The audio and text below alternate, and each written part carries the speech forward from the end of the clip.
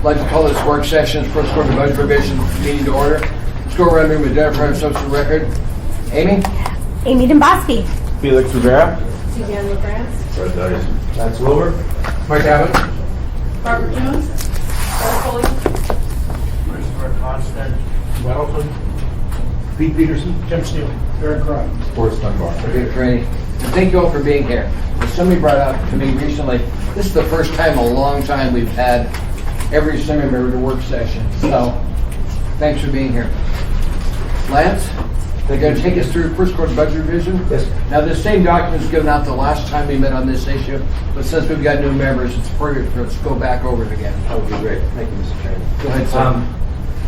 Again, we made this presentation for those assembly members who've seen this, and maybe you've had an opportunity, hopefully you've had an opportunity to take a look at the administration's proposals, and if you have any particular questions about it, for those members who've already had the presentation, and for the new members, you get a chance to take a look at that, feel free to reach out to us by Tuesday.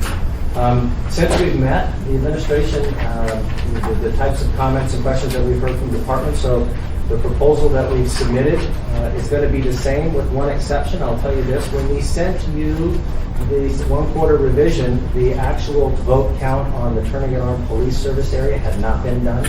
So the S version will include that. It won't affect the bulk of the data that you'll see here, but we had to basically create that service area, create a fund, and when you see your assembly document, you'll notice that will be a new one in there when we create that document for you. So for the assembly members who have seen this before, I'm not going to apologize. It's probably good to hear at least once or twice.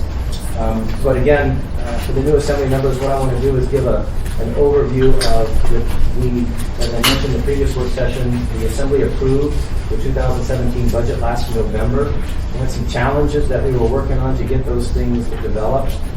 Since the budget has been approved, we have had some revised adjustments in our revenues, and the CFO and I mentioned that last week, and then we do have some changes that we're going to make, and I'll illustrate those at the end, and then we'll talk a little bit about how we got to the mill levy, which would include the school district's budget as well.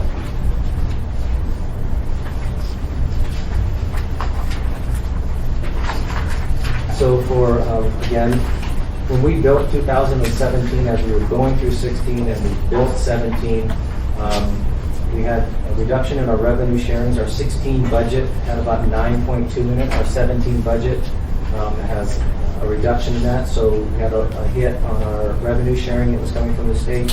The PFD garnishments, when the PFD garnishments, that number has gone down because when they're capped at $1,000, the amount of garnishments that people may owe in civil fines or penalties that we may be able to garnish is also down. So that is a reflection there of $1.8 million in revenues. The dividend, while we've received dividend in the past, again, we continue not to receive the dividend primarily from MLP. When I gave this presentation last time, the public safety, the reason that is a green arrow going up, it was a good catch by Mr. Croft. That is an actual increased cost to us. While the other ones are revenues lost, the state has imposed more of a cost in prisoner care and incarceration to the municipality to, I think it was about $930,000. We had a couple other public safety costs that came to us. So those were things that we needed to assume into our 2017 budget. Excuse me. I assume that Yes, Fred. one is for municipal prisoners, people that are indicted. I don't know if they're municipal prisoners or not. They're they are arrested by APD. Yes. And then charged either under state or municipal code. So this is what we pay to jail the prisoners that are arrested by APD. Even if it's a state charge. Yeah, I mean, virtually everything's a state charge. I mean, Muni only has misdemeanors, a few of which can lead to jail time, but the vast majority of what we arrest people for are state charges. And they arrest and they charge us for the cost. Yes. And thank God Bill Halsey just walked in, because I was about to reach the limit of my knowledge here. Yeah, so I suspect Eric and I are thinking the same direction. How come the state isn't paying for people charged under state law for violating state crime? Bill? I missed the beginning of that, but I Just think. evolving? Jail cost increase. So, So we had a negotiated agreement with the Department of Corrections that is now 20 years old, that had price escalators in it. And it said that it would be adjusted every 5 years by CPI. For many years, the state did not make that adjustment. And I understand there was some negotiated reason why that didn't occur. Last year, we got notice from the state that they were going to make the adjustments that they were entitled to under that agreement. And so they did. And so it's a flat rate contract. We are told by DOC, we have some reason to believe that the flat rate we are paying is less than what they are charging others on a per head basis. But that it is what it is. I think what Fred and I are interested in is why, if they're charged under state law, we pay, in APD arrests, both state and the muni misdemeanors. If they're charged under state law, we still I pay guess that. Well, I'm not sure that's technically true. I think we are paying to house Anchorage prisoners of any form of flavor, and I'm not sure we have a breakdown for which are state law charges and which are muni law charges. I have to look into that a little further. Well, we pay for both. Well, we pay one rate, and I think it's calibrated to the local charges only, but I don't want to swear to that now without having looked into it.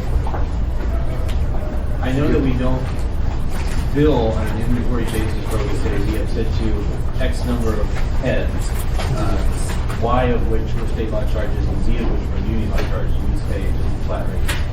Mr. Constant and then Mr. Bowski.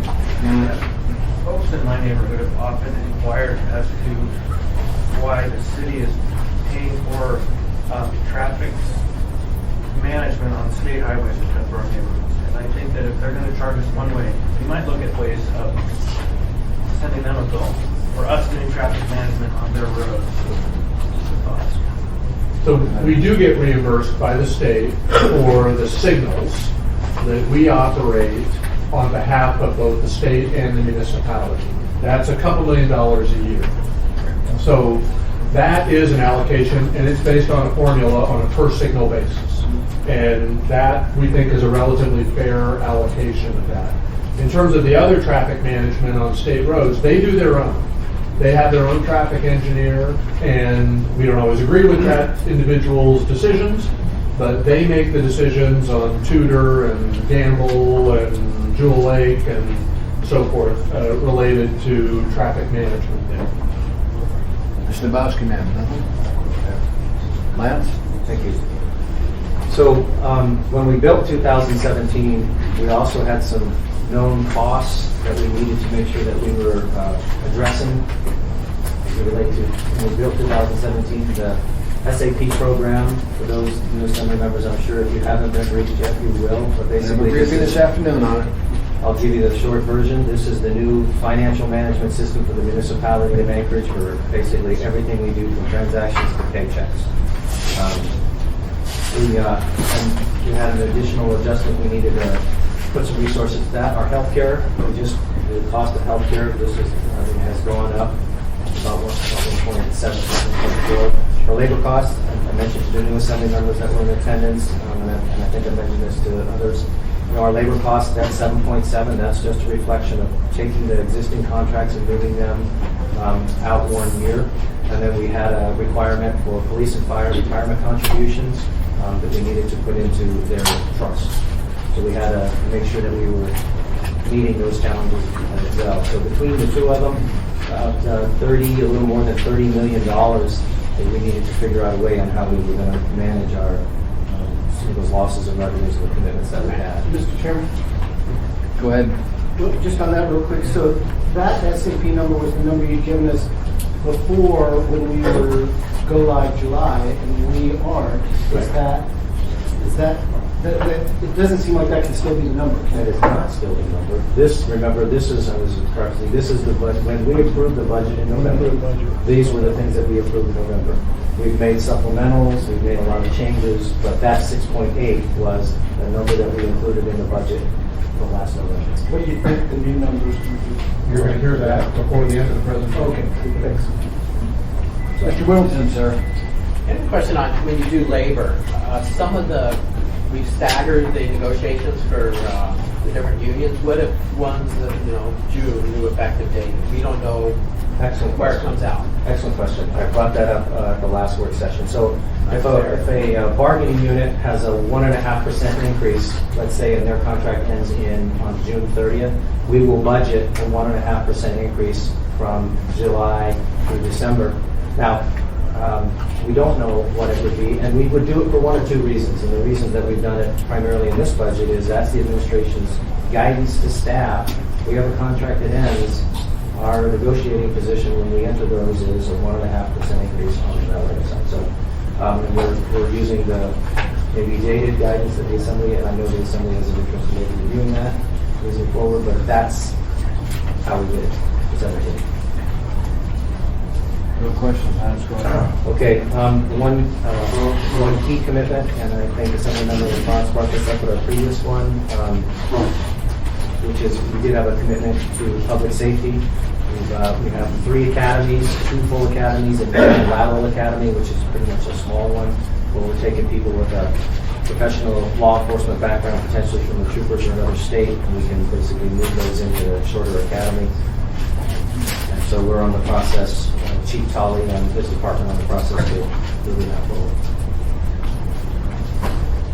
Mr. Bowski now. Good. Lance, when we look at these numbers, it might be helpful to tell people how you get to these numbers of how much the academy costs, because it's not just the cost of the academy. Perfect. Oh, thank you. Excellent.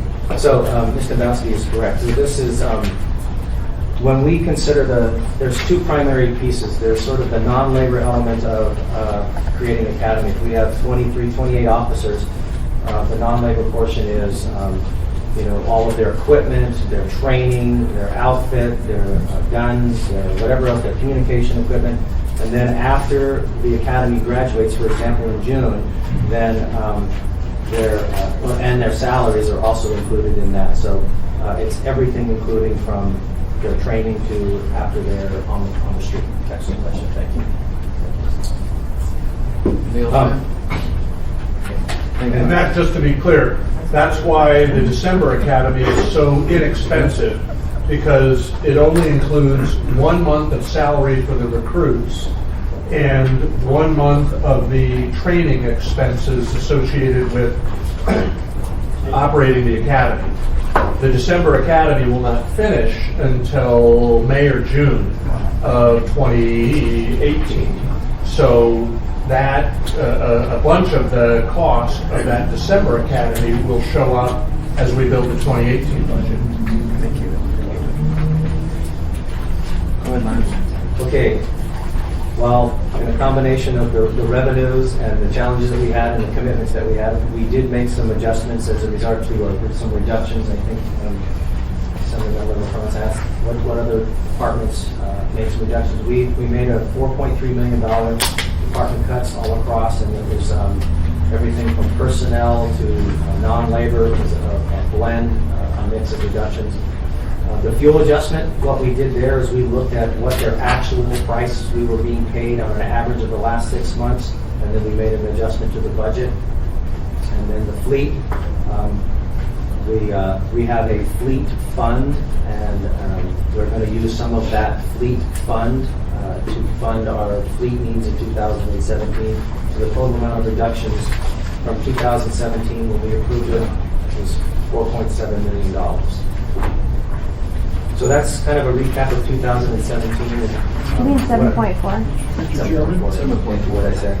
You said Mr. Peterson has a 4.7. question. Thank you. Thank you, Mr. Chairman. I haven't heard of this fleet fund before. So could you go over that a little bit, Lance? Yeah, so we have a fund that helps pay for and manage our fleet. And at times, depending on our purchases, we can use that fund to support APD purchases, heavy-duty equipment purchases. It's not a lot of money in the fleet. We've used it in the past to support fleet-supported activities. For example, the Barron Street, we tapped into that fund to help support that service. And so that is what that fund is for. There's an internal service fund. It's called the 601 fund, if you care to know that. It gathers revenue from the departments that have vehicles that are maintained by the general government operation. So the Maintenance and Operation Department, one of its divisions is called Fleet Maintenance, and it maintains the general government fleet. So that's all the street maintenance equipment, that's police cars, that's Parks and Recs vehicles, traffic, stuff like that. There are several other utility fleets that are not included in that, but those are all managed by our fleet maintenance group. The mechanics and the maintenance work are paid for by contributions that those departments make. So there's a part of their budget where they pay into that on essentially a per vehicle basis. So if you've got a pickup truck, you pay X $1,000 a year to have it maintained. And also, you pay for the depreciation of that vehicle. So you're creating enough money that will be in that fund so that that fund will be able to replace the vehicle at the end of its useful life. So the fund has two purposes. One is to fund the annual maintenance, and the other is to fund vehicle replacement. So it is never perfectly balanced. Some years we have ended up over-collecting, other years we've under-collected. And we typically balance that through the vehicle replacement process. So what you're seeing here is we think we can reduce the requirement for departments to contribute into that fund, which reduces their operating budgets. And then, but we're still, and you guys have already seen this year already, a number of vehicle replacement purchases. We bought a road grader, we bought police cars, things like that. So, and that is paid for by the 601 fund.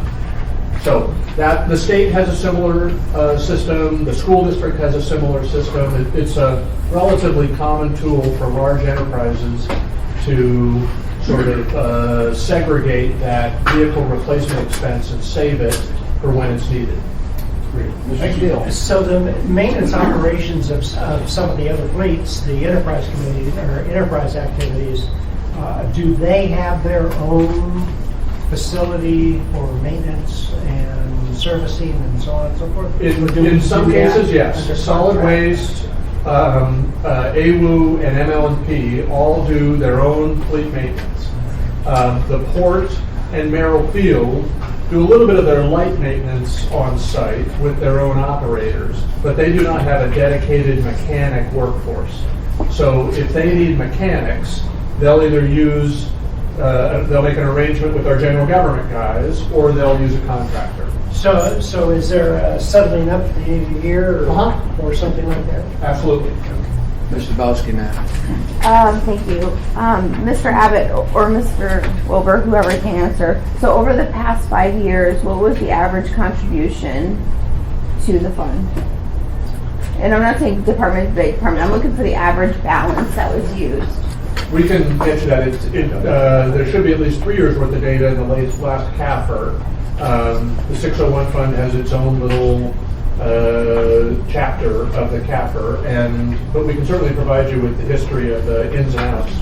So with the limited contribution to the fund, because effectively, rather than looking at it as cut, I think it's helpful to look at it as limited resources going into the fund. What do you project your balance number will be for this year that the fund will use? I will look into as the amount of how much it's been historically and how much will be, and I don't know off the top of my head. I'll see how much it will be. Any other questions for Lance? No. Please continue, sir. Okay. Thank you. So the next group of slides focuses on the changes that are being proposed for the 2017 budget that we'll be discussing next Tuesday. This slide here just shows a brief history of the amounts that were either added or adjusted as part of the first quarter budget amendment process. And for 2017, the amount of addition to the budget is $5 million. It's $499,982, something like that. But it's $5 million, and these are the reasons that I'm going to talk about next as to what those adjustments would be. We have some revenue adjustments and some expenditures, and then including we've made some adjustments to the service areas. This slide here is a highlight, and when Marilyn was talking about that sort of that landscape table to the new members, there was a table that she shared with you. This is a breakdown of when you see that in the document, supporting assembly documentation. This is a summary of a bunch of different lines, but I'm going to talk to this one. This is on the revenue side. And, Robert Harris, the CFO, gave the assembly members a rundown of this, and I'll give a quick summary, and then if there's some particular questions, Robert can help me out. But the top part of this shows the adjustments of forecast revenue increases, and the bottom part shows the decreases. The net is about a positive $600,000 in total, so it's very, very little movement out of a $500+ million budget. But going through each one of these, and since we do budget each one of these individually, this shows some refinements here. Delinquent criminal fines and collections, the administration is working with the Treasury Department to figure out how we might do something a little bit different in our criminal fines and collections. We have about roughly $24+ million in outstanding fines and collections due. So we put a little bit of extra effort on that. So this would be a very small percentage of receipt.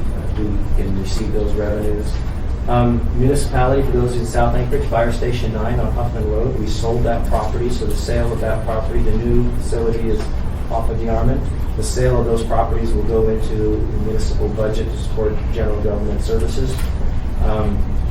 Investment earnings, whether it's in our regular investment or our tax and participation notes, we have a slight potential increase there as it relates to what we see going forward into the market. In that particular case, Build America bond subsidy, that is revenues received from previous bonds, revenues that we have available from them.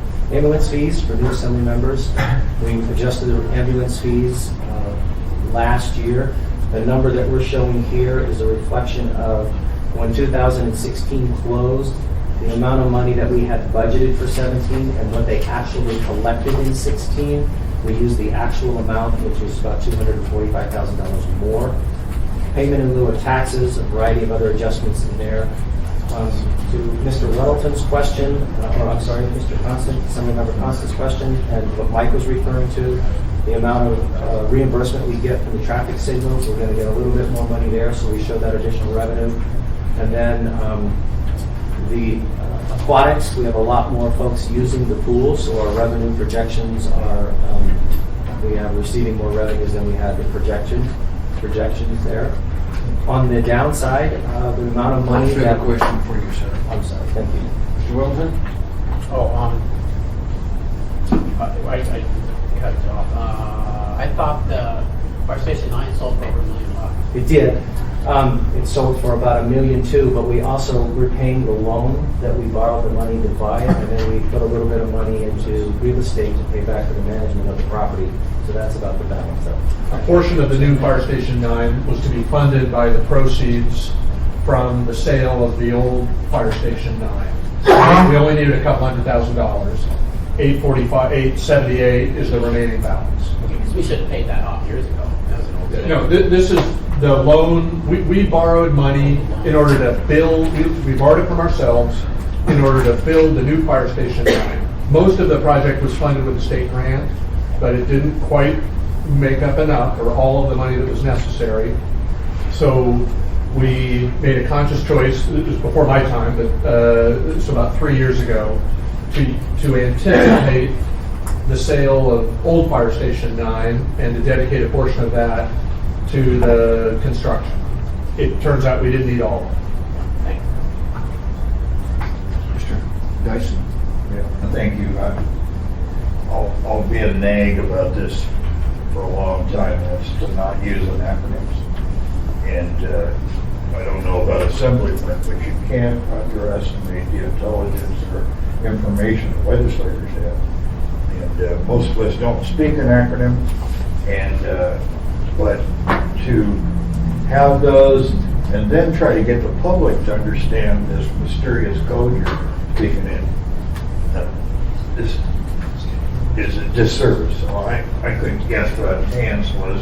You've explained it, but I just encourage you to not do that.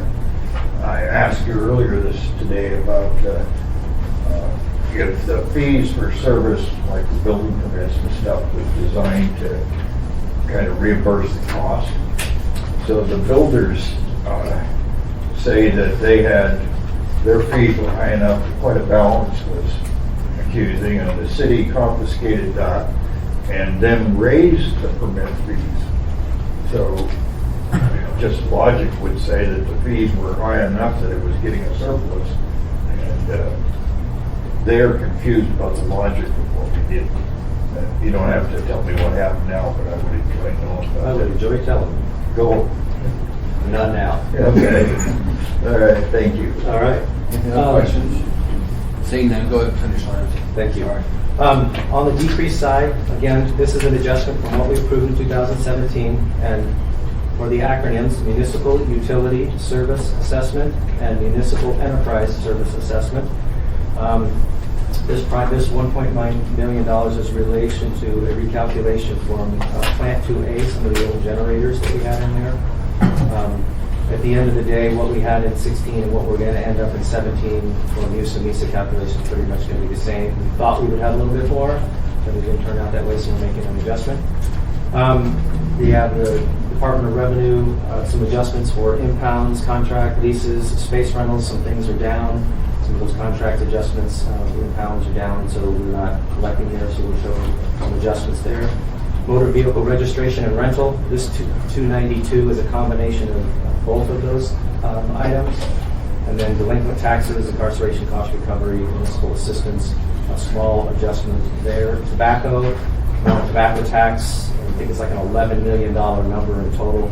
It's a very, very small amount. And then the Sullivan Arena, we have a contract to manage Sullivan Arena, and when the Aces left town, we do have some contractual obligations there, and hopefully the arena can find new folks to fill those spaces, and by the end of the year we won't have that problem, but right now we project that we will have that problem. So again, this is an adjustment on the revenue side if you have any questions. And again, each one of these is in detail by line inside your AM support, and then you look at your revenue adjustments and give you all the questions. If we get a chance to look at that, let us know if you have further questions.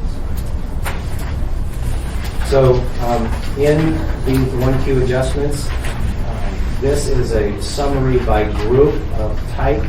In your AM support, it will be by department by type, but rather than doing that, because it would probably be 15 or so lines, I sort of summarized what adjustments that we have in here.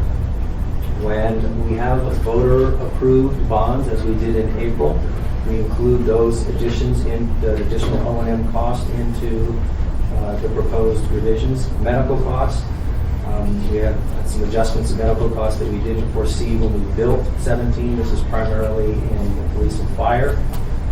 Again, a trust contribution that we have to make an adjustment. We get a forecast in September, maybe October, and then as the year ends, we get an adjustment based on the amount of people that are working the trust and the amount of cost of medical for those people, and that shows an increase of about $1 million.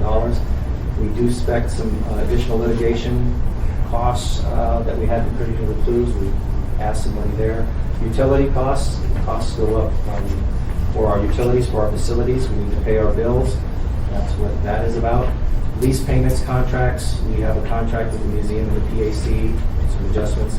And then IT investments and requirements. When you look at that budget, you're going to see a lot of pluses and minuses in IT. There's some resources that are applied for enterprise upgrades to our software systems, which you'll also see some reductions in some other services for depreciation as relates to scheduling software. So the net's very small, but big numbers moving around. So those are the mandated additions that we have. The other things the administration is proposing is, and I think know that previous assembly members and I know the new assembly members will get an opportunity to hear a little bit more about the idea of a stormwater utility. This will be a separate entity created, and this $300,000 is to sort of do that analysis on how the stormwater utility would be set up, what the boundaries would be, what the organization structure would be like, and if then it's successful, we would then implement the utility in a future budget based on the recommendations of the study that would be done at the remainder of this year or the next year. We do have some other adjustments in selected departments for contracts. We just have to make some adjustments there, and then there's a variety of little things moving around. So the total add to the budget is about $5 million divided between these two particular categories. So if you have any questions on these, and again, the specifics for each one of those is in your AM support. Assembly members? This is book there. Okay. Please continue. So this is an illustration of the approved budget to the adjusted 2017 1Q. Our approved budget was 504. This adjustment by adding $5 million will get us to 509 for all of the things that I talked about before. Our personnel position count right now is no change from approved. Our property tax base, 271 then, 278 now. One of the things that this budget includes, I know it's familiar with the previous assembly members, is we had two significant settlements in 2017 that we include. One was about $5 million for equipment, and the other one is a workman's comp general liability settlement claims adjustments that we had to incorporate. So those one-time expenses are included into the 2017 budget, and our tax cap and our budgeting process requires I need to us to go through all this. Mr. Whittington, sir? Oh, I'm sorry, you could, I just some point. Continue last. So the adjustments in the average mill levy, in 2016, the average mill levy for the municipal general government and the school district was 17.62 combined. The preliminary estimate for, as it relates to this budget, it would be 15.43, still under the 20-year, 21-year average or 19-year average of 15.98. The differences here, and if I want to break down the municipal portion of it, so the municipal government portion of it is 0.62 mils, and about 0.22 of that is for those one-time settlements, and the GL that I mentioned, the general liability. About 0.4 of that 6.2, or roughly 50%, is a relation of all of those mandated things, many of the mandated things I talked about, the voter approved, the legal contracts, the obligations that we have to do, the settlements, or not the settlements, but the contractual obligations that we have. And then if you look at the other ads that the department, the administration is looking at, and you consider the ads and the things they took away, the net of that is pretty much less than $1. It's almost a wash.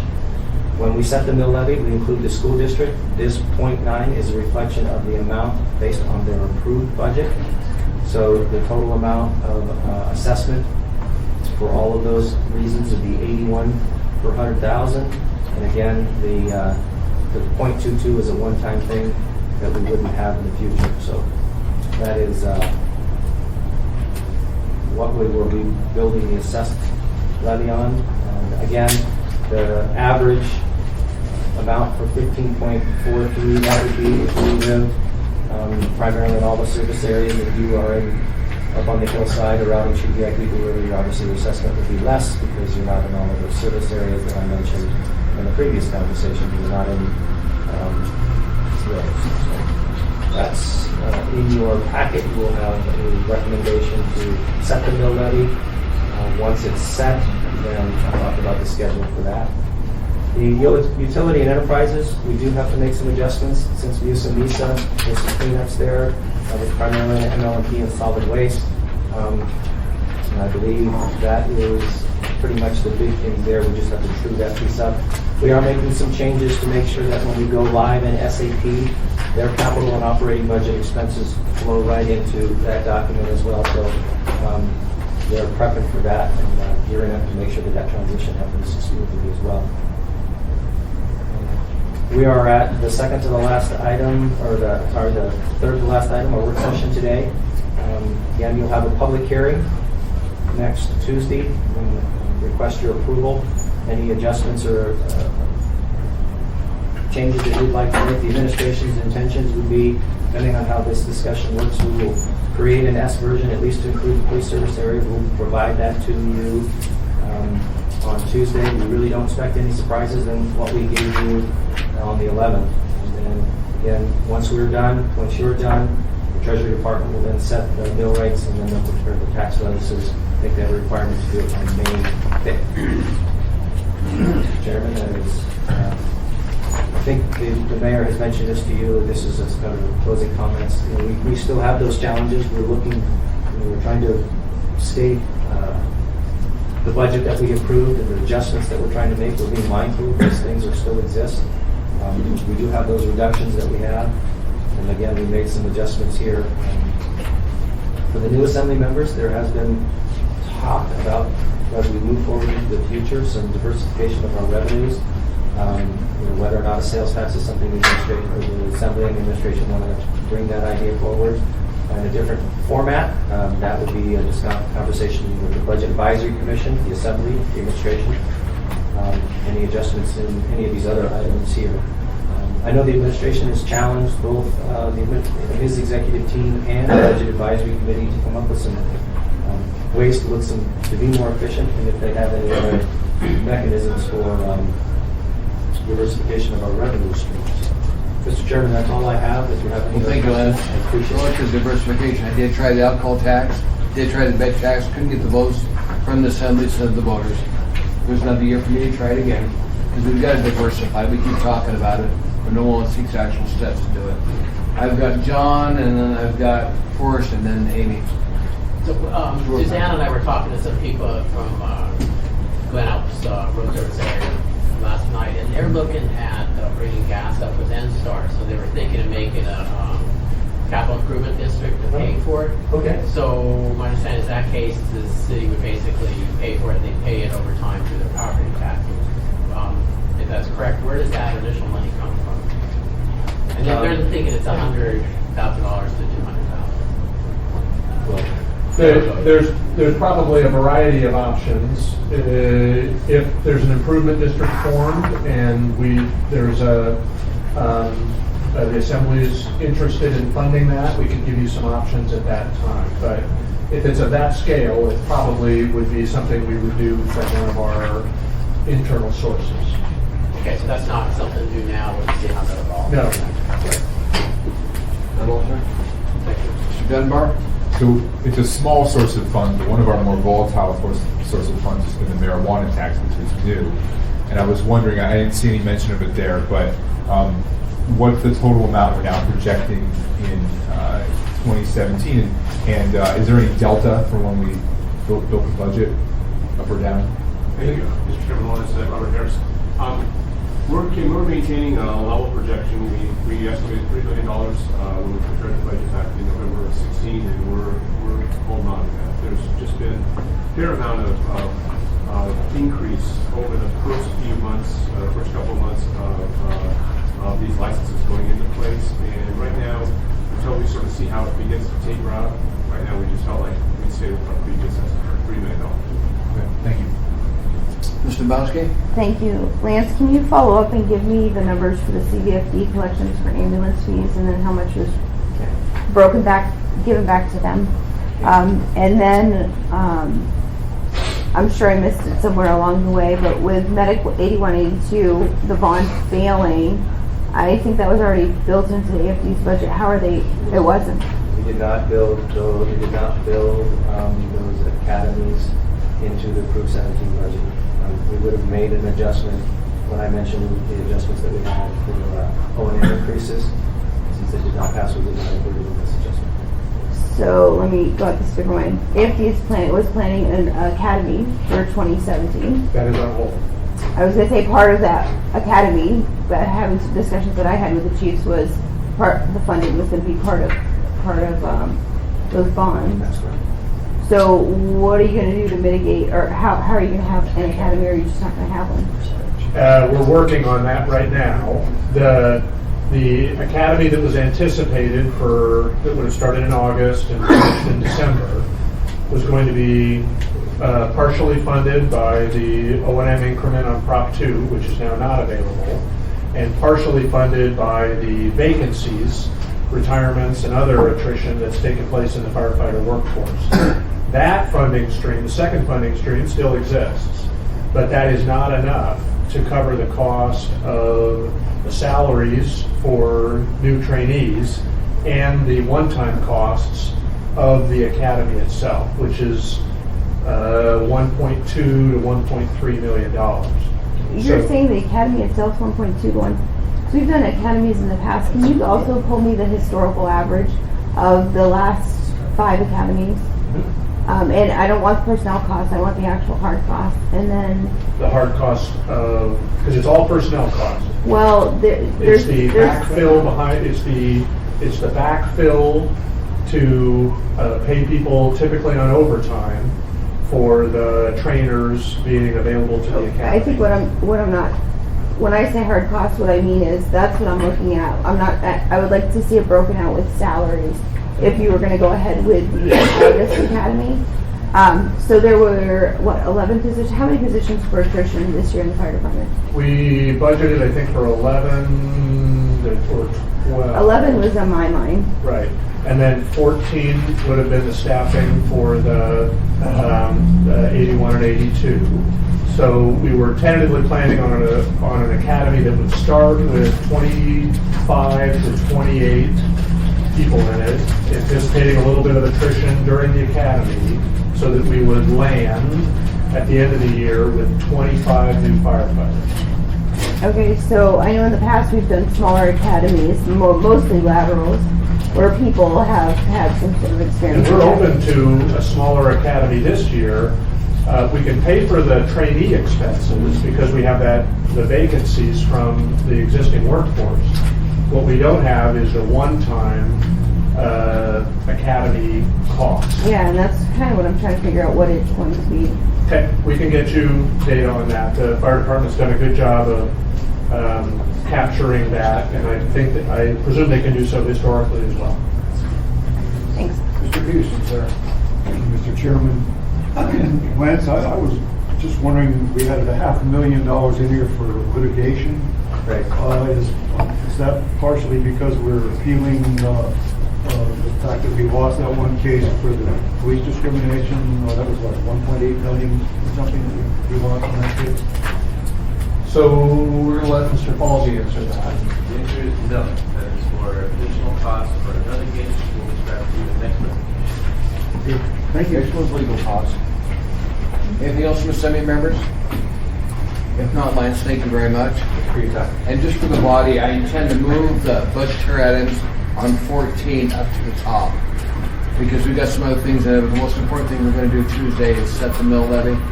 So I want to take that up first. I'll have the vice chairman move the order. And then we've got 4 marijuana issues coming up, 2 retails, 2 cultivation. So. And Mr. Chairman, just to clarify one of Lance's points, there will be an S version recommended by the administration that you'll see on Tuesday afternoon, but it only addresses the change related to the passage of the Turning and Armed Police Service area. So it will not affect very much of the budget. Well, there's no pot of money out there, Mike. What's that? There's no pot of money out there. We're not aware of one, no. So, if you've got any changes, get them into the clerk's office and she'll get them in administration. But if you do, in addition, you've got to figure out what deduction you're going to do. Because there is no pot out there. This work session's over with. We'll start the next one in 15 minutes at 1:15.